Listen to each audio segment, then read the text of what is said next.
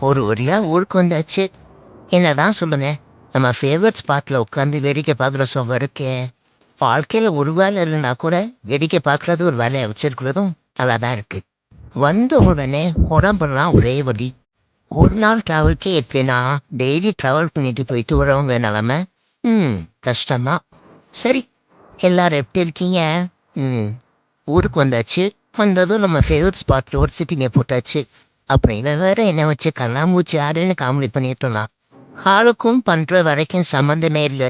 ஐயோ, இவனை கொஞ்சம் யாராவது சொல்லி புரிய வைங்கப்பா. அடே, என் குழந்தை இல்லைன்னு. இது நீங்க எனக்கு பண்ற ஒரு பெரிய உதவி. அதோட இன்னொரு உதவி என்னடான்னு கேக்குறீங்களா?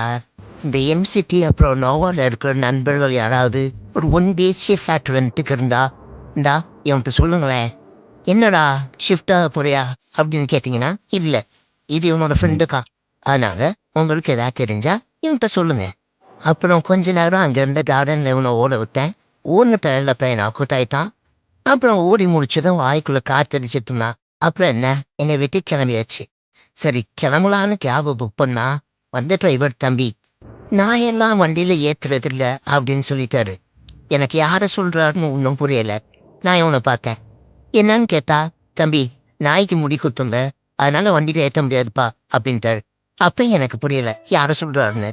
அப்புறம் என்ன, பெரிய மனசு பண்ணி, சரி 2 நாயினும் வண்டியில இருங்க, வண்டலூர் வரை கொண்டு வந்து விடுறேன் அப்படின்னு சொன்னாப்ல. இவனுக்கு ஒரே ஜாலி. கேபு கொடுக்குற காசு பாதி கம்மியாயிடுச்சு அப்படின்னு கூச்சமே இல்லை. அப்புறம் என்ன, அங்க இருந்து ஆட்டோ நண்பர் ஒருத்தர் புக் பண்ணி கிளம்பிட்டோம். என்னதான் கேப் டிரைவர்ஸ் நம்மளை ஏற்றுனாலும் ஆட்டோ நண்பர்கள் நம்மளை அக்செப்ட் பண்ணிக்கிறாங்க.